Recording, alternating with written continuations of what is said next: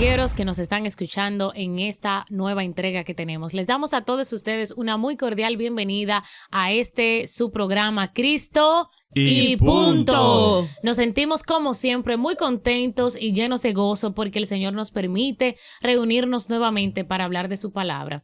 Y en esta oportunidad nos acompañan como siempre hermanos que aman al Señor y que aman todo lo que tiene que ver con Dios. Así que quiero que puedan saludarles nuestros hermanos. Hola, mi nombre es Luis Chávez. Para cada uno de ustedes, estamos aquí como cada entrega. Amén. ¿Y nuestra amada?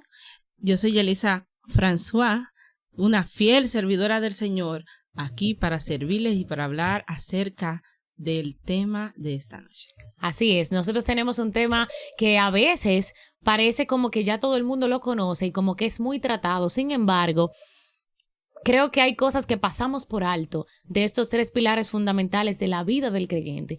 Estos 3 temas que vamos a mencionar forman parte del crecimiento del cristiano y nos acompañan en toda nuestra carrera. Así que hoy vamos a hablar, mis santos hermanos, de la santificación, la justificación y la regeneración, que son 3 puntos que van de la mano, que van unidos y que los vemos diariamente en nosotros una vez hemos aceptado al Señor.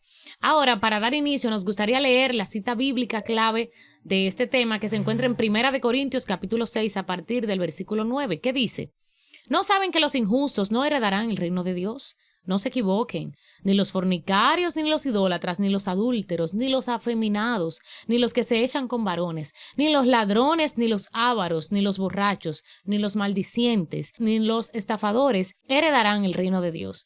Y estos eran algunos de ustedes, mas ya han sido lavados, hay una buena noticia, ya han sido santificados, ya han sido justificados en el nombre del Señor Jesús y por el Espíritu de nuestro Dios. Qué maravillosa noticia. Pero entendiendo esto, Luis, a mí me gustaría saber lo que es para ti santificación y cómo debe verse un cristiano que está en ese proceso, cómo debe verse un nuevo creyente que acaba de venir a los pies de Cristo y que está ahora en ese proceso de santificación. Muy buena pregunta. Como dices, que está en el proceso de la santificación, es un proceso. Soy de los que dice que la santificación es progresiva y experiencial. ¿Por qué es progresiva? Porque son actos, como tú leías en la carta de los Corintios, el ser humano hace muchas cosas, por ejemplo, hechicería, la maledicencia. La otra palabra es el hurto, ¿verdad? Sí. Son actos que el ser humano comete deliberadamente, pero cuando uno se santifica, que la santificación, el significado es apartarse, separarse, santidad, viene ahí, va dejando eso a un lado, dejando ese tipo de actitudes, de características, y experiencial porque mientras va teniendo formación dentro del evangelio, va adquiriendo conocimiento, la experiencia, la madurez espiritual de la que tanto se habla, es lo que te hace tú ir santificándote. No creo que una persona se convirtió ahora y se santificó porque ya está cristiano. En la gran mayoría de ocasiones, cuando un nuevo creyente llega al evangelio, piensa así, que tan pronto se convirtió, ya va a cambiar, ya no puede hacer nada de lo que hacía antes. Pero la santificación es esto, que al paso tú vas aprendiendo, va viendo, mira esta actitud que tú tienes, mira yo hacía esto, tengo que dejarlo de hacer. Al paso, va aprendiendo, tomando experiencia, llega a la santificación. Exacto. Digo yo. Yo estoy de acuerdo con eso. Yelisa, ¿cómo debería verse la santificación en un cristiano?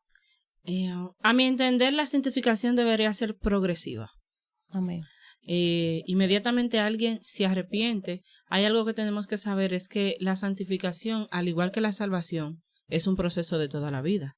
Nadie en su vida se gradúa de santificado, o sea, ya me santifiqué, me gradué, o ya me salvé, me gradué. ¿Cuándo uno se gradúa de salvo? Cuando llega al cielo. Cuando llega al cielo. Lo mismo pasa con la santificación. Entonces, la santificación debe ser progresiva, porque cada día hay nuevas metas que alcanzar.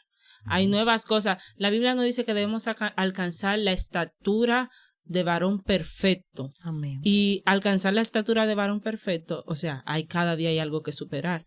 Cuando llegamos al evangelio, llegamos cargados de todas las obras de la carne, envidia, odio, contienda, maledicencia, orgullo, todas esas cosas que están luchando. O sea, estamos luchando contra todo eso cada día de nuestra vida. Dice la Biblia que cuando alguien se convierte, se libera su cuerpo, se van los demonios. Pero cuando vuelve al mundo, ellos llaman a los demás. Vuelven los que estaban y llaman a otros. A 7 peores, sí. Llaman a otros, ¿verdad?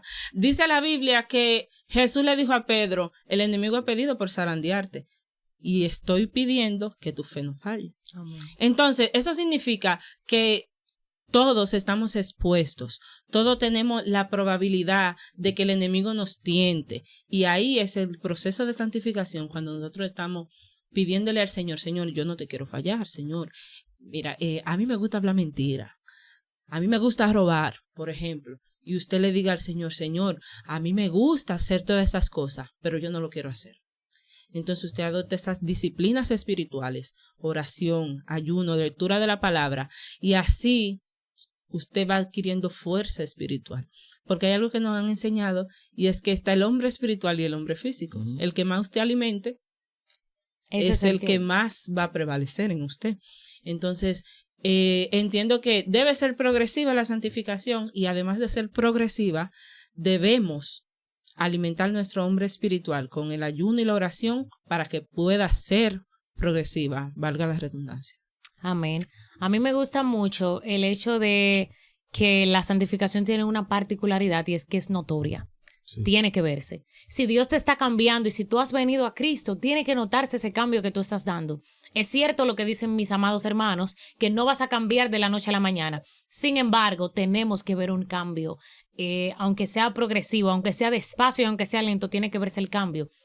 ¿Por qué? Porque de eso se trata el nosotros venir a Cristo, de un despojo, de nosotros poder despojarnos de aquellas cosas que deshonraban a Dios y que desagradaban a Dios, y vamos muriendo. Por eso es que el apóstol Pablo dice, hagan morir lo terrenal en ustedes, porque todo aquello que es carnal, que es de esta tierra y que pertenece a las obras de la carne, nos hacen deshonrar a Dios y nos hacen desobedecer al Señor. Pero hay una buena noticia en todo esto, que es justamente lo que nosotros leíamos en el capítulo 6, justo en el versículo 11, que aunque nosotros estamos en este proceso de que a veces nos podemos sentir culpables por lo que decía Yelisa, que a veces aunque tú has venido a Cristo, tú todavía sientes culpa por las cosas que tú hacías antes, pero hay una buena noticia, que hemos sido justificados. ¿Y qué debe significar para la gente que está en Cristo, tanto el que es nuevo en el Evangelio como el que ya tiene mucho tiempo? ¿Qué significa para nosotros ser justificados, Luis?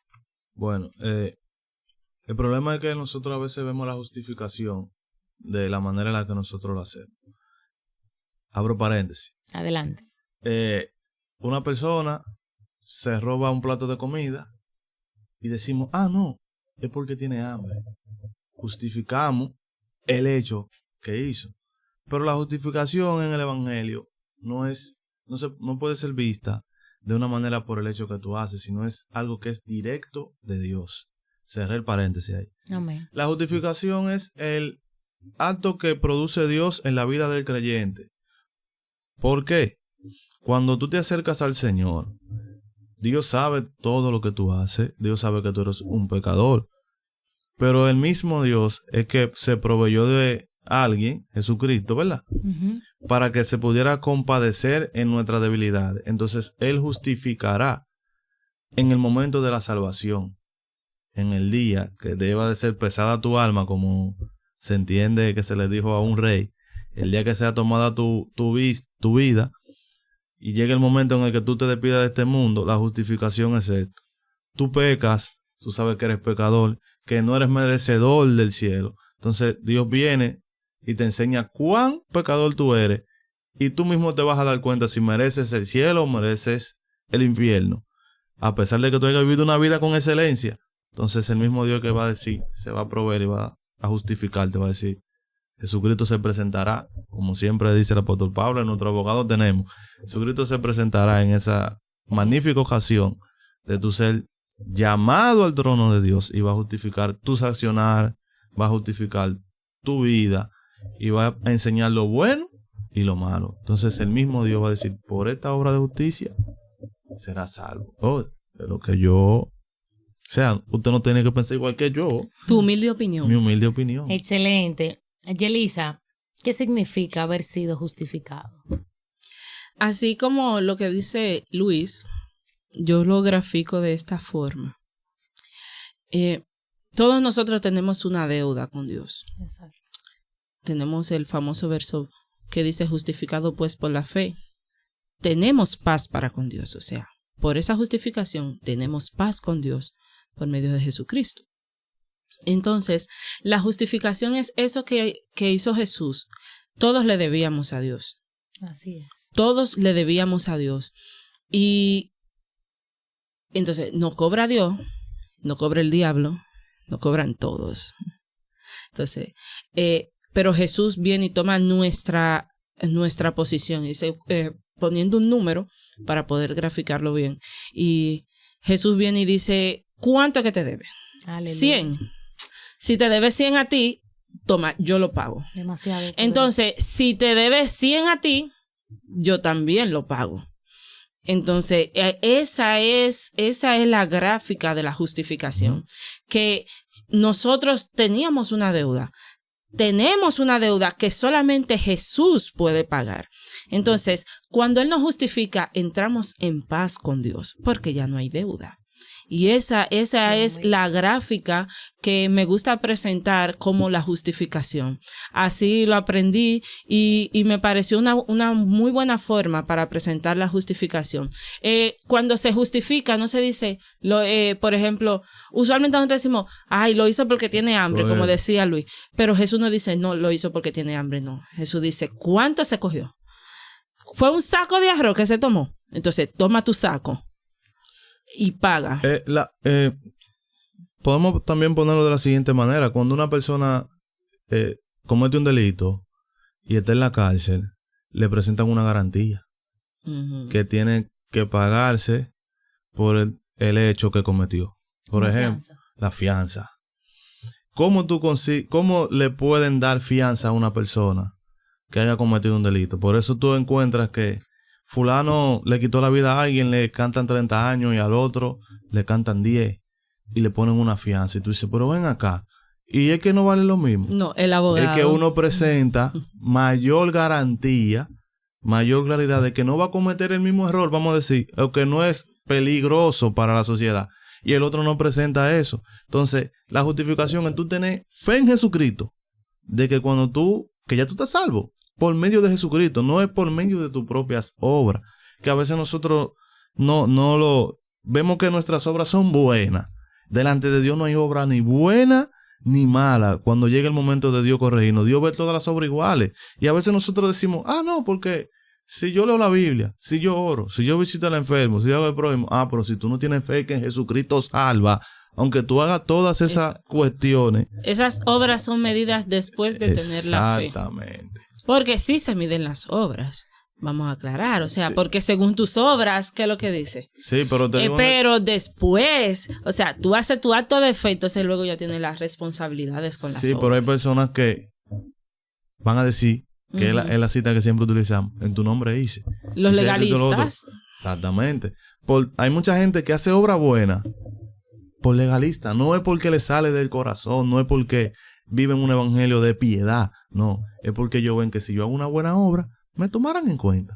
Es por eso. Y cerramos el paréntesis. Así es. Y una de mis gráficas favoritas era esa que mencionaba Yelisa, porque yo mantenerme constantemente recordando que la deuda que yo tenía jamás hubiera podido pagarla. Cuando tú sabes que la deuda del pecado tú nunca ibas a poder pagarla, tú te mantienes siendo alguien dependiente y agradecido. Porque nosotros somos un culpable a quien declararon inocente. Un culpable al que le dijeron tú no vas a cumplir tu condena. A quien en un tribunal le dijeron tú no vas a cumplir condena porque alguien pagó por ti. Y recordar eso constantemente, que alguien que no tenía por qué hacerlo, porque no había ningún mérito en mí, no había nada bueno en mí, que él dijera, no, como ella es buena gente, yo voy a justificarla por eso. No. Al contrario, Lo poderoso de esto, de la salvación en Cristo, es que Él no vio nada bueno en nosotros. Él vio lo malo en nosotros y fue eso lo que lo hizo a Él reconocer que lo necesitábamos. Cuando Jesús ve la maldad del hombre, es que Él entiende entonces cuánto el hombre lo necesita. Por eso es que Él dice, yo no vine a la gente sana, porque los sanos no tienen necesidad de médico. Yo vine a la gente enferma, a la gente que está mal, a la gente que peca, a la gente que falla. A esa fue la gente que yo vine. Y recordar que aunque yo era culpable, en Cristo ahora yo soy justa, no por mi justicia, como ustedes decían, no por mis obras, sino por la justicia de Él. Entonces la justicia de Él me la impregna a mí. Y ahora yo soy justa también, pero por medio de Él, por la justicia de Él. Sí. Y ahora yo no me presento yo, porque si yo presento la carta mía todavía no tiene validez. No tiene validez y todavía no es suficiente esa carta. Esa carta es completamente insuficiente. Pero cuando nosotros recordamos que Él anuló el acta de los decretos que era en nuestra contra y la exhibió públicamente, y nosotros podemos entender que ahora cuando nos presentamos, nosotros no nos presentamos a nosotros mismos, sino que presentamos la obra que Cristo hizo y la declaración que Él hizo de decir, ahora yo te justifico y te hago apto para que te acerques a mí. Señores, eso es poderoso. El que camina con el conocimiento de saber que ha sido justificado por Dios, que aunque no lo merecía, que aunque no tenía lo suficiente para pagar, ni vamos a tener nunca para pagarle a Dios, porque hay personas que creen que en algún momento van a poder devolverle a Dios, pero por eso es que hay una canción que me ministra mucho que dice, la canción es de Marcos Brunet, la canción dice, tú mereces para siempre toda nuestra lealtad, porque cuando tú recuerdas eso, esa obra que Cristo ha hecho por nosotros, tú sabes que lo mínimo que tú le puedes devolver al Señor es tu lealtad. Eso es lo mínimo que tú le puedes dar al Señor. Y eso es poderosísimo. Así que si hay algo con lo que yo entiendo que la gente que está en Cristo debería estar comprometida es con la lealtad a Dios, con serle fiel a ese Dios que los ha justificado.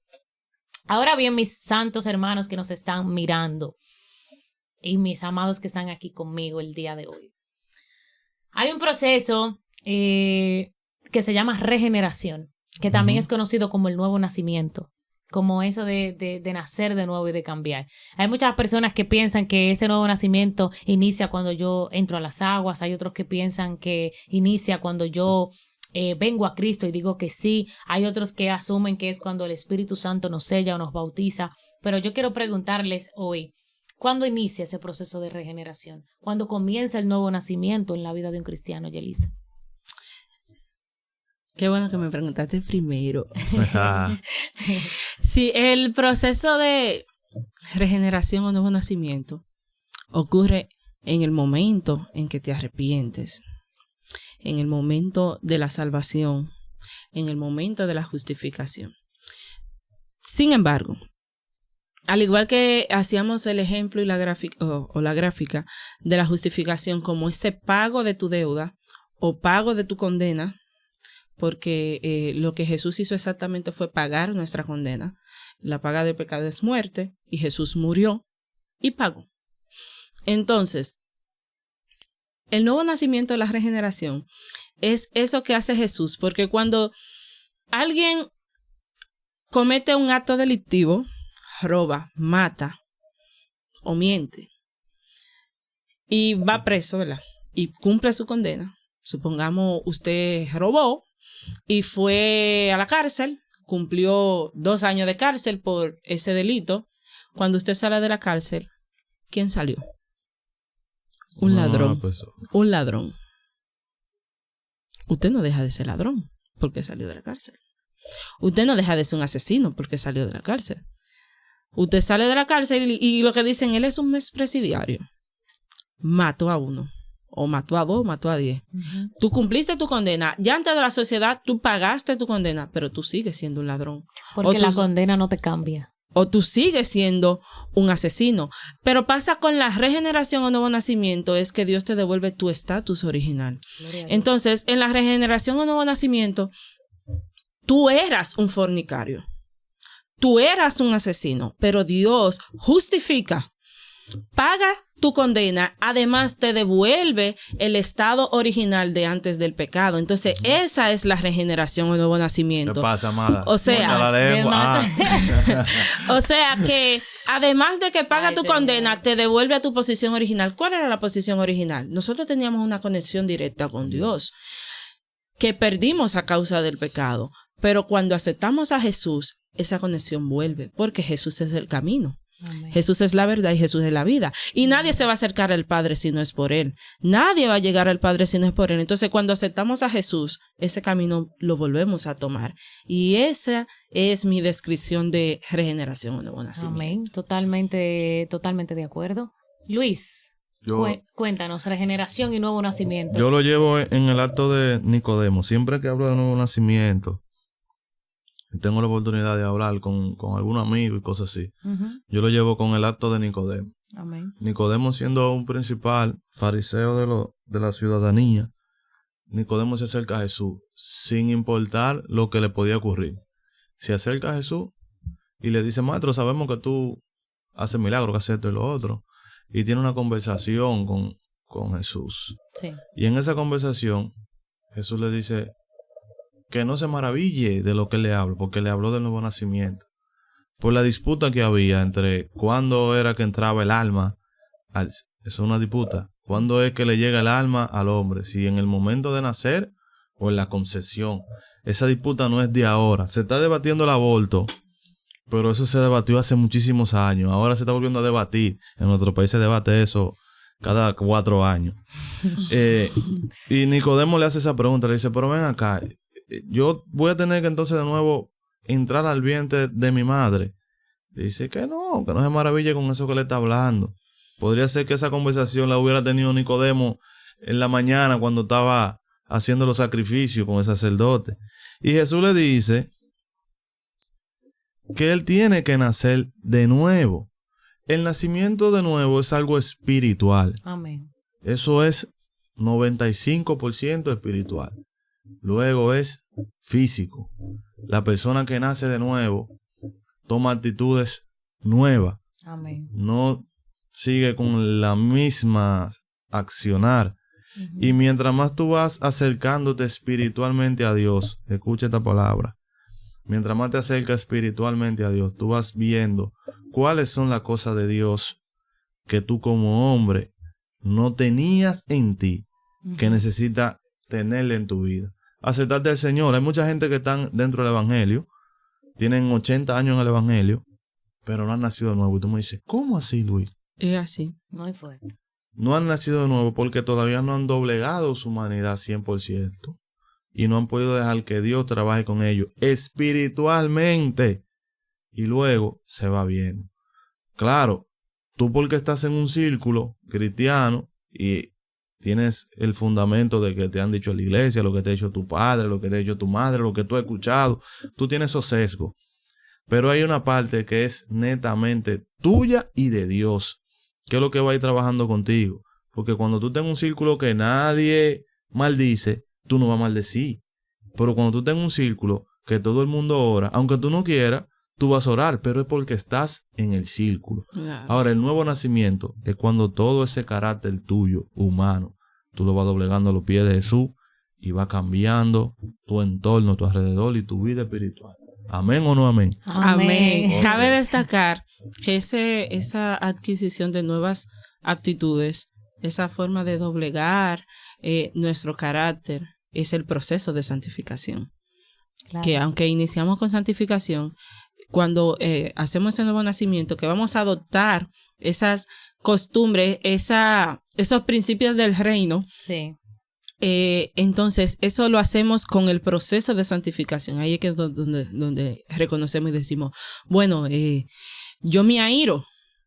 Hay gente que dicen: yo soy de mecha corta, yo por cualquier cosa. Entonces, en ese momento del proceso de santificación es donde usted se acerca al Señor y te dice: Señor, así a ti no te agrada. No vamos a poder. Así a ti no te agrada, entonces yo quiero cambiar esa parte. Entonces, alguien justamente ayer me decía, ese proceso de santificación, en ese momento donde uno se rinde de tal forma a Dios y uno busca la dirección de Dios a tal nivel que esas voluntades nuestras, esas actitudes nuestras, es como si la pusiéramos a un lado. Si la pusiéramos a un lado y quisiéramos solamente hacer lo que a Dios le agrada. Cabe destacar, no es que esas cosas se van a ir de ahí al 100%. El enemigo está ahí esperando lo que sea para que nosotros volvamos atrás. Pero la ponemos a un lado. Ya no son prioridad en nuestra vida. Son cosas que nosotros decimos, sí me molesta, pero yo ni siquiera le voy a hacer caso para agradar a Dios. El que roba dice, sí, me lo quisiera llevar, pero no lo haré porque a Dios no le agrada.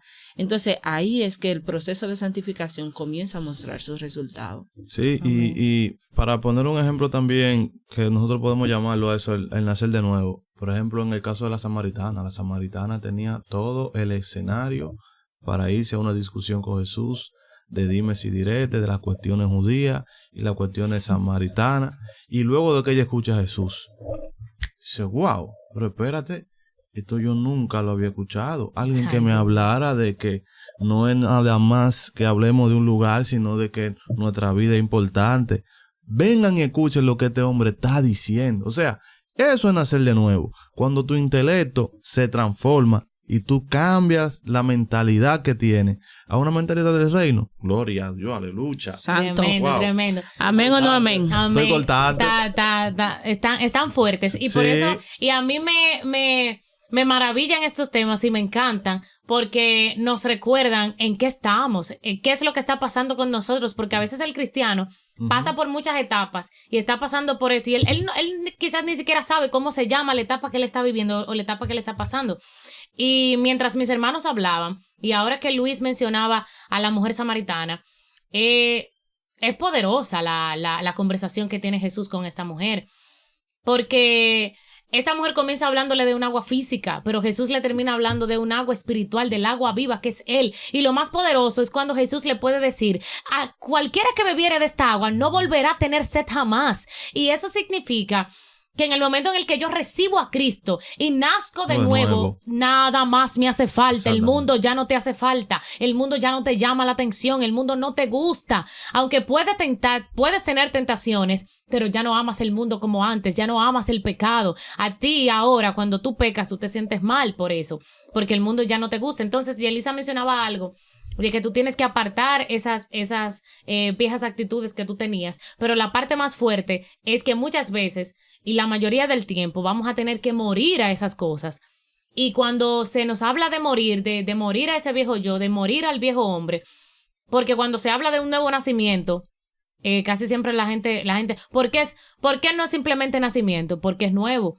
Porque significa que hay alguien que tiene que morir para que nazca el otro. Porque nació. No pueden estar vivos dos. Uno tiene que morir para que el otro nazca. Entonces, ese viejo hombre que estaba en ti, que habitaba en ti, que como decía Yelisa, yo hago esto, yo hago lo otro, la gente no se puede meter conmigo. Ese viejo hombre tiene que morir para que entonces Cristo nazca dentro de ti. Porque el que tiene que nacer ahora dentro de ti es Cristo. Cristo ya no va a volver a nacer en un pesebre ni va a volver a nacer en Belén. Ahora Él tiene que nacer en mi vida. Y cuando Él nace en mi vida, Él tiene que crecer en mi vida. Yo tengo que dejarlo crecer y que Él se perfeccione. Porque solamente cuando Él se perfecciona se ve el resultado del nuevo nacimiento. Porque por eso es que Luis decía que hay gente que tiene muchísimo tiempo en el evangelio y no se le ve el cambio. ¿Y por qué no se le ve el cambio? ¿Por qué no se le ve la transformación? Porque no han permitido que Cristo crezca en ellos y que el carácter de Cristo se forje en ellos. Así que es necesario que como cristiano yo me permite experimentar eso. Yo te invito, cristiano que estás ahí, a que tú puedas vivir una vida en la que tú no ames al mundo, porque tiene que ser bastante penoso estar en el evangelio y amar el mundo y desear estar ahí afuera. O sea, yo soy de la que digo que yo no puedo estar en un lugar obligado y que me tengan amarrado. Si yo soy en el evangelio es porque yo tengo que amar el evangelio. O sea, si tú estás en Cristo es porque tú tienes que amar este asunto aquí. No te conformes con vivir un evangelio donde aunque tú vayas a la iglesia todos los domingos y aplaudas a las canciones los domingos, todavía te gusten las cosas de allá afuera. Que tú yendo a la iglesia el domingo tú digas, yo no debería estar aquí, yo debería estar en una fiesta o yo debería estar por ahí rumbeando. Que ese no sea el sentir de nuestro corazón, porque hayamos nacido de nuevo. Entonces, ya para ir finalizando, mis amados que están aquí y amados que nos están escuchando, ¿por qué son importantes estas etapas en la vida del cristiano? Porque hay gente que quizás pensará, y es que es obligado que yo tengo que pasar por esos procesos de santificación, de cambio. Es obligado, yo no puedo ser cristiano y ya. Yo recuerdo que alguien, cuando yo era más pequeña, me decía, yo quiero ser un cristiano tranquilo, yo no quiero ser de esta gente, de que están, porque todo el mundo conoce a alguien que es un cristiano como que casi no se siente, como que está por allá. Y yo recuerdo que esa persona me decía, yo era pequeña, éramos pequeños los dos, y esa persona me decía, yo quiero ser de estos cristianos que no se sienten mucho, que no tienen que estar, no están bregando con nada, ellos hacen lo que vayan a hacer tranquilos. De que salvo siempre salvo, ya. Tranquilo, que no hagan muchas cosas. Y eso, hasta cierto punto, pareciera como que no tiene nada de malo. Pero cuando tú ves a alguien que quiere como no notarse mucho, o como no hacer muchas cosas, está denotando una cosa muy, muy, muy, muy importante. No quiere comprometerse lo suficiente con Dios. Y en el evangelio es lo diferente. Ese es como el antagonista de la samaritana. La samaritana, cuando encontró esa buena nueva, cuando encontró esa buena noticia, quiso que todos lo escucharan. Sí. Entonces, por ejemplo, si están dando carro allá en la esquina, pero yo me voy a embalar. Si yo salgo por ahí y yo veo que están dando carro en la esquina, pero yo me voy a devolver corriendo a decirle, señora, están dando carro allí, corran. Porque entonces eso es lo mismo que pasa con el evangelio. Qué triste es ver que hay gente que han nacido de nuevo, tienen esa salvación y no le interesa que nadie más la reciba. O sea, parece como que ni siquiera supieran el valor de lo que recibieron, y que es algo que se puede recibir gratis. No hay que pagar terapia, no hay que pagar abogado, no hay que rogarle a nadie, simplemente hay que acercarse al trono de la gracia, o sea, pedirle, Señor Jesús. Les invitamos a todos los que nos están escuchando que no han conocido a Jesús. O sea, lo único que necesitas es acercarte a Dios. ¿Cómo se acerca a Dios? Tú puedes cerrar tus ojos ahora mismo en el lugar donde estés y decirle, Señor Jesús, yo necesito que tú me justifiques, que todo el mal que yo he hecho, yo necesito que tú me salves. Reconoce que Él es el Hijo de Dios y pídele que gobierne tu vida. Entonces Amén. Hay gente que no pueden, o sea, simplemente no comparten eso con nadie. Entonces parece que no fue tan bueno lo que encontró. O parece que en realidad no lo encontraron. Exacto. Porque si tú te fijas, todo el que encontraba o era hallado por Jesús y que Jesús lo encontraba, o sea, quería hacer algo por Jesús. Decía, déjame seguirte. Yo voy a ir detrás de ti. Y tú sabes lo que es tú decir que esa agua que tú vas a beber, después que tú bebas esa agua, no vas a tener sed jamás. Esa mujer samaritana dijo, yo encontré oro. Yo encontré todo lo que yo todo este tiempo estaba buscando, porque la samaritana estaba buscando agua sin darse cuenta. En todos los maridos que ella había tenido, ella estaba buscando saciarse, ser saciada. Pero cuando Jesús le dice, si tú me encuentras a mí, ya tú no vas a necesitar nada de eso te va a hacer falta. Yo me imagino que a esta mujer se le voló la cabeza. Esta mujer dijo, pero ¿cómo va a ser que yo tengo toda mi vida tratando de llenar el vacío que tengo dentro? Y encontré la solución. ¿Y qué he tenido? No, la solución me encontró. He tenido 5 maridos tratando. ¿Tú sabes lo que son 5 intentos? 5 intentos, o sea, señores, hay gente que con un intento termina loco. Ahora imagínate 5 intentos. 5 intentos tratando de ser saciado y que ninguno te sacie. Esa mujer tenía que estar frustrada totalmente. Y luego de eso, que le digan, mira, tú viniste a buscar un agua física aquí, pero te vas a llevar un río de agua viva que va a fluir por siempre en ti. Eso tiene que ser poderoso. Entonces, mis amados que están aquí, porque es importante que yo como cristiano entienda esto que estamos hablando, porque es importante que yo conozca esto, que cuando yo esté pasando por una situación con mi pecado, yo le diga, Señor, mira, te estoy fallando, ayúdame, yo quiero que tú me santifiques cada día más, quita lo que no te gusta y ayúdame a crecer hacia la estatura del varón perfecto, como decía Yelisa. ¿Por qué es importante, Luis? Cuéntame. Mira, yo siempre he dicho que nosotros tenemos una cultura de llamarle la Biblia manual, y que no deberíamos llamarle manual, porque es muy difícil que si tú no tienes la cultura de que cuando tienes un equipo nuevo, leer el manual, aquí tú tampoco vas a leer. Nadie lee manual. Sí, yo leo los manuales. ¿Tú te lees manuales? Sí, yo leo los manuales. Porque hay acciones que tú haces que tú no sabes. Tú las haces empíricamente, pero no sabes que está haciendo daño. Entonces, cuando tú no sabes lo que es santificación, cuando no sabes lo que es justificación, cuando no sabes lo que es regeneración, Es como que tú tengas un boleto para el parque de Disney y todas las atracciones que hay, mientras tú tengas ese boleto y tengas ese día ahí, tú las puedes disfrutar todas. Pero al tú no saber que el boleto te dice a ti, este ticket es válido por el día de hoy, en todas las atracciones que hay aquí, tú te cohibes porque piensas que vas a pagar mucho. Eso mismo pasa con la vida del creyente que no conoce la justificación, que no conoce la santificación y que no conoce lo que es el nuevo nacimiento. Se cohíbe de vivir dentro del evangelio. A su nombre. Gloria. Yelisa, ¿por qué es importante que los nuevos creyentes, la gente que tiene 1 año, 2 años en el evangelio, 10 años, sepan esto? Sí, es importante que los nuevos creyentes y los viejos creyentes sepan esto, porque tú debes entender en qué proceso de tu vida espiritual tú te encuentras. Así es. Para tú poder entender qué está pasando. Porque cuando estamos, por ejemplo, en el proceso de la santificación, que hay un momento más intenso que usualmente es cuando llegamos al evangelio. Uh-huh. Entonces tú estás en ese proceso de la santificación. Mucha gente se frustra porque llegan al evangelio, se convierten, pero la música que escucharon toda su vida sigue sonando en su cabeza. Inmaduro. Entonces dicen, ay no, pues yo no soy cristiana, ¿no? Sí, more, tú eres cristiana, pero entrégale eso a Dios y Él lo va a quitar de ti. En tu proceso de santificación, sustituye la música que tú escuchabas por música santificada, ¿verdad? Por música que esté dirigida a adorar a Dios. Y se va a sustituir eso, ¿verdad? O en el caso de el que robaba, el que mentía. Ustedes lo que tienen, ay, yo hablé una mentira, entonces ya yo no soy cristiano. No, cálmate. Tú no eres cristiano, tú sí sigues siendo cristiano y por eso te diste cuenta que mentiste. Y que fallaste. Por eso fue que tú te diste cuenta que mentiste, porque si te fijas, en tu vida pasada tú mentías y nunca eso te pasa. De que, hablé mentira. No, hay un Espíritu Santo en ti que te está diciendo mentiste y por eso lo recuerdas y por eso te percatas. Robaste y por eso te das cuenta. Entonces, en ese momento lo que usted tiene que hacer es ir a los pies del Señor. Vaya a los pies del Maestro. ¿Qué hubiese pasado si Judas, cuando le falló a Dios, se hubiese ido a arrepentir? La historia hubiera sido completamente diferente.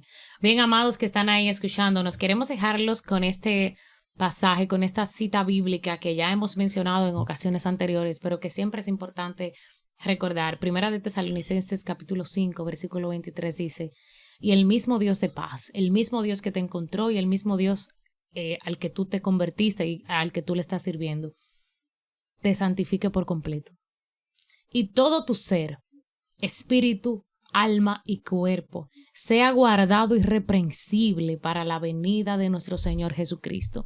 Lo poderoso de esto es que tú no vas a poder guardarte tú mismo, santo. Tú no vas a poder preservarte tú mismo. Tú necesitas que alguien te preserve. Tú necesitas que alguien te guarde. Tú necesitas que alguien te mantenga puro en este mundo que está corrompido. Tú necesitas que alguien te ayude a preservar y a permanecer hasta el fin. Y el único que puede ayudarte es el mismo al que tú le estás sirviendo. Así que no tienes por qué vivir este evangelio solo, no tienes por qué vivir un evangelio sin la ayuda de nuestro guía, del Espíritu Santo, no tienes por qué vivir una vida sin la guianza de nuestro soberano Señor.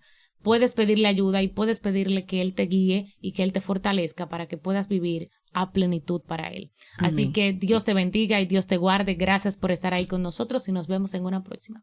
Bye bye. Dios bendiga. Y los valientes y los